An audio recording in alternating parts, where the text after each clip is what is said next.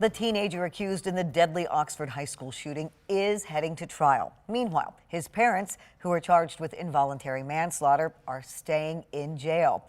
They were denied a bond reduction today. Carla Byron's in the newsroom to break down what happened to court. And Carla, why was bond denied? Juliet, the judge found there was reason to believe they were a flight risk, which the parents' defense attorneys heavily denied. The judge denied a motion to reduce James and Jennifer Crumbley's bond from $500,000 to $100,000. She took several factors into consideration. As the prosecutor indicated, they still have family in the state of Florida.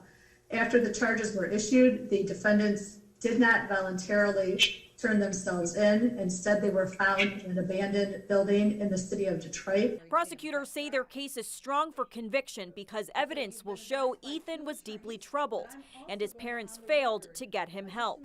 The evidence will show that as far back as March of 2021, Ethan Crumbley would text his mother, Jennifer, on more than one occasion, and always when he was home alone, that he thought there was a demon, a ghost, or someone else inside the home.